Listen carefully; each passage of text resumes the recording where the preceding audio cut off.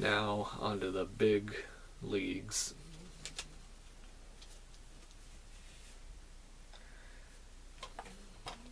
And this is like in order, by the way. This was, at the time of this recording, Joel Schumacher's first, or not first, most recent movie. And so far, I think his last. But I hope it isn't. Trespass with Nicolas Cage, who he directed in 8mm, and Nicole Kidman, who he directed in Batman Forever. It's a nice little home invasion movie. I'm not going to go too in depth on it because it's not the greatest home invasion movie ever. It has some nice moments, but it's that's why it's kind of at the bottom of the list, because it's like nothing groundbreaking or new, but it's got some nice little scenes and a great performance by this young actress, Liana Liberato.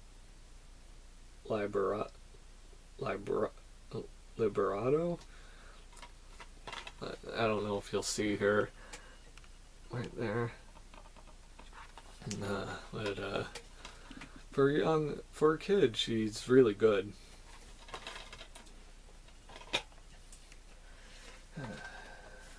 Now, next one is Silent Night, Deadly Night 3, Better Watch Out. This one's at the bottom of the list as well because it's not the greatest movie I've seen either. It was nice though to see Bill Moseley in another role. I love Bill Moseley. I've met the guy a few times. Last time I saw him, I told him that I liked his performance in the movie, and he said that it definitely was great for him getting the opportunity to play it, because I think he said it was like the first time he ever cried in a movie, and I know what scene he's talking about too. It's a scene where he is served some Christmas dinner by the grandmother, and that was a nice little scene. Definitely shows that he isn't just a mindless killer, even though he kind of becomes more of that later in the movie. But I still enjoyed it. By the way, the character he plays in Silent Night, Deadly Night 3 was Ricky, the younger brother of Billy, the killer from the original Silent Night, Deadly Night. And out of this set, I only saw the third one and the fifth one, The Toy Maker with Mickey Rooney, which still is mind-boggling to me because he trashed the original Silent Night, Deadly Night so hard, but yet for some reason, which I would love to know why, he agreed to be in the fifth one. I don't know if he really needed the money or if he said yes because there was no killer Santa and that it was just toys. But we'll never know because I can't ask him because he's no longer with us. But Kickstarter, somebody on Kickstarter or somewhere, some documentarian or documentary filmmaker should make a documentary about this series. Yeah, there's stuff been done on the first movie, like a cruddy Blu-ray release, but I want to see something on all 5 movies. It may be like slip in the remake as well, the remake Silent Night with Malcolm McDowell, Jamie King, and Donald Logue, because I really enjoyed that one too, because it tried to be its own thing. The fourth one, I did not see, the Initiation, but I know it has nothing to do with Christmas. The only thing that makes it related is the Silent Night, Deadly Night 4 stamped in front of the Initiation title. But yeah, that's it for Silent Night, Deadly Night 3.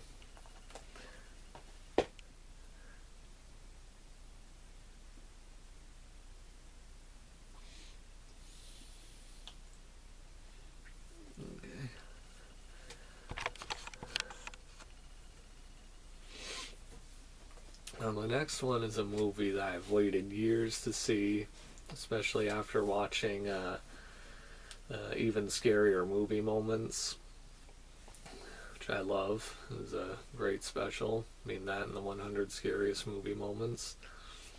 And I don't remember which number this one was at. I remember numbers for certain movies, like Hostel being number one on Even Scarier Movie Moments, and Jaws as number one on 100 Scariest Movie Moments.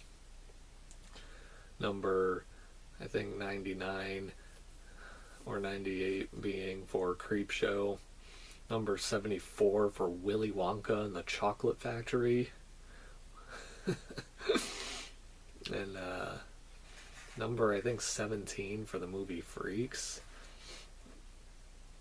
And I remember the Wolfman was on there somewhere, and Frankenstein was like number 30 something or 20 something.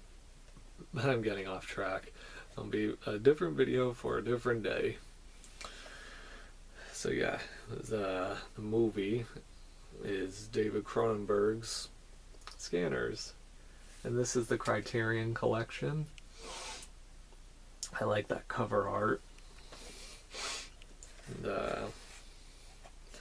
pull it out, and you get a picture of I think his name's Cameron.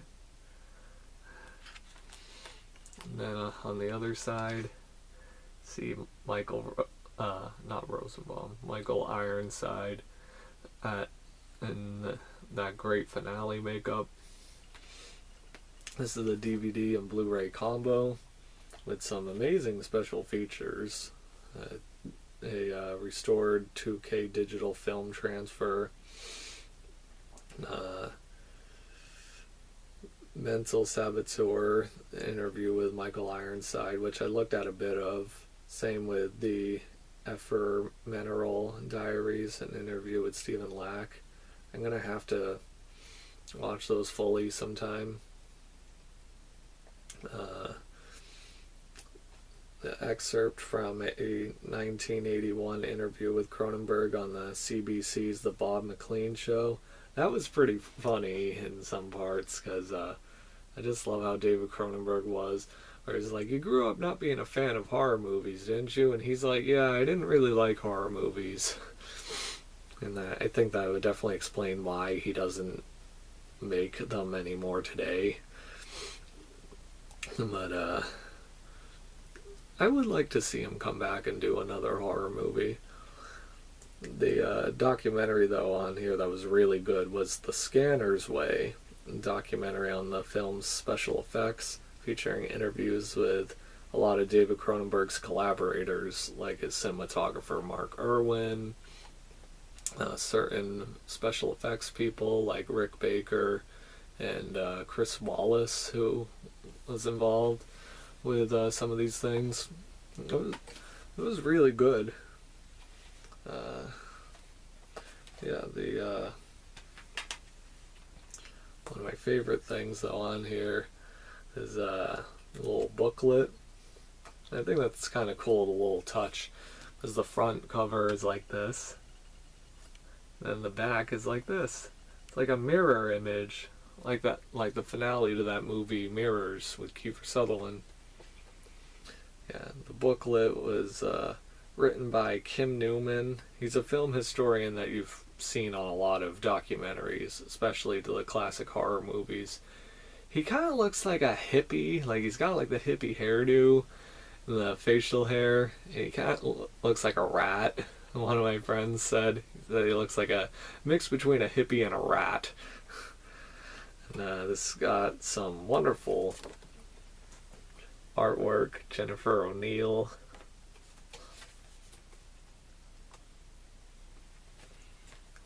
A David Cross look-alike in that money shot scene. Not that kind of money shot. By money shot, I mean a gore shot. And there was another one in here that was really good. Oh yeah, I can't remember his name, but he's the doctor. Let's see, is the artist's name on here? I have to see. So I gotta give him a shout out.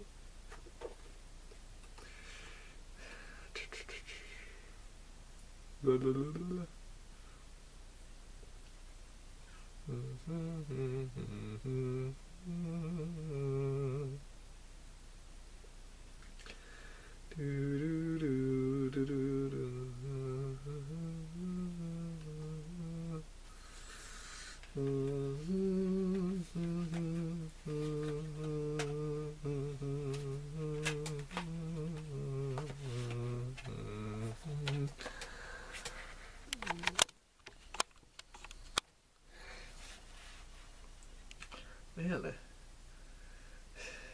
wish his name was on here, his or her name. But whoever it was, he did amazing with this artwork. It was definitely one of the movies that I was waiting the right time for, but one of my friends really pushed me to watch it with him. He wanted to check it out too, because I think the cover drew him in just as much as the film clips that I saw drew me in. But it's like, he watched it with me, but he fell asleep. And the next time he visited me, he wanted to watch it again, and I really didn't want to watch it again because the first time I saw it, I mean, I thought the finale stuff was cool, but I thought it was kind of boring for the most part. But I still think it's a good movie, but still, some scenes work pretty slow. But looking at it the second time, I definitely loved it a lot better. The Howard Shore's music and the finale scene with the scanner face-off, so great. Rings in my head all the time.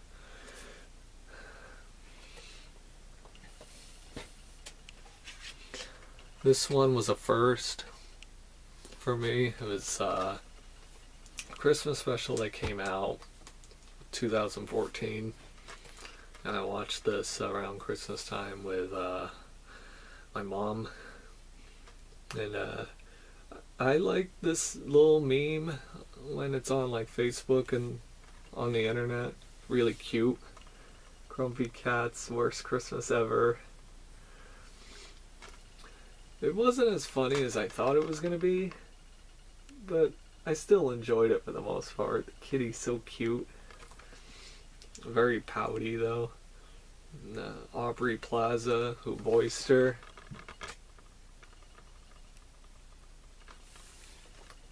did fine.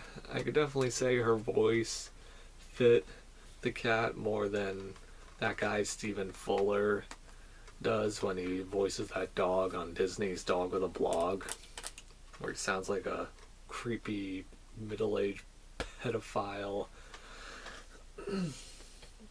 But there's some funny little scenes, and the cat's little sarcasm cracked me up. Kind of reminded me of like Bruce Willis when he voiced baby Mikey on Look Who's Talking, and then Roseanne and Look Who's Talking too.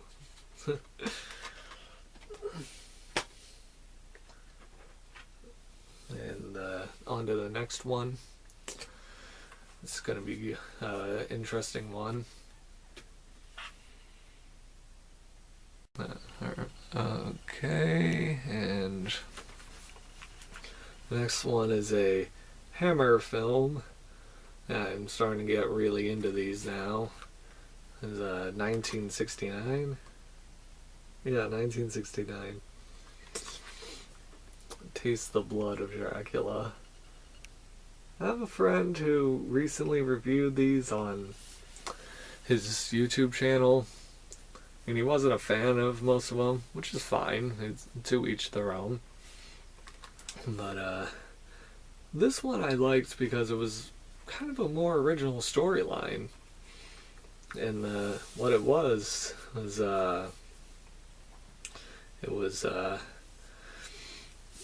basically what it is Dracula comes back after these what were they, like 3 men? Yeah, like 3 or 4 men that are these complete hypocrites Like, they won't let their daughters go out and see their boyfriends, but yet they'll go out once a week together to basically strip clubs and prostitutes, where they meet this creepy guy named Count Count Yorgley, or man, I don't remember his name at all. But it was a cool satanic worshiper kind of name. And but yeah, the scenes with the like when Dracula puts the daughters under his control and pretty much helps in killing the parents, that was definitely something I really liked. Very much enjoyed that part of the movie. But definitely the main problem I have with it, just like people have with most of the Hammer movies, and that's why I'm kind of leery about watching certain ones, but I'm still going to watch them eventually. It was, at least with this movie, and from what I heard with Dracula Prince of Darkness, it takes too long for Christopher Lee to show up. Come on. You emotionally blackmailed this man into doing a lot of these sequels. And the least you could have done was write more scenes for him. But maybe that's a condition that he gave them, like, once they had him under their wrath, I guess you could say again. Saying, like, okay, well, I'm not going to say this line, or that line.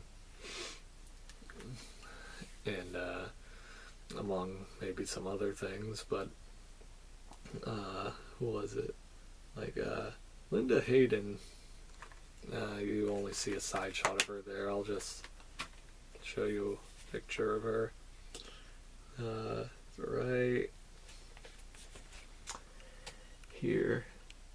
So freaking adorable.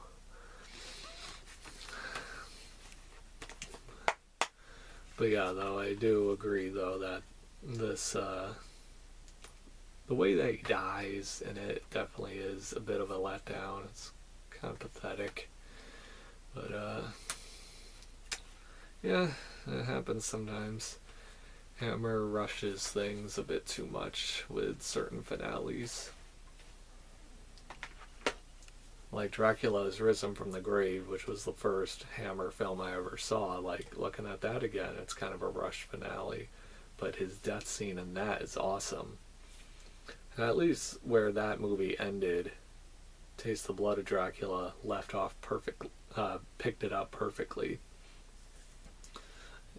Yeah, like, even though you do see this character, this kind of new character being introduced, and then, like, when he gets thrown out of the horse carriage, like, it's like him running around through the woods in the night and him hearing the shriek, and it shows pretty much a recap of the finale of Dracula's Risen from the Grave, but from his point of view. Yeah, something else I wanted to point out too before I go on to the next movie was, I want to know why this movie was rated R. I mean, yes, there was like a little bit of nudity in it, but this movie came out when movie ratings weren't really around yet. So maybe it was one of those stupid things, kind of like what happened with the Guyver, where they were gonna re-rate the movie or had to resubmit it and for the DVD, and it was like, okay, it's got to be R-rated now. But then they cut it down to make it PG-13 again, so it's slightly different. So I don't know if they had to do that with this movie too for when it was coming out on DVD, but I would like to know.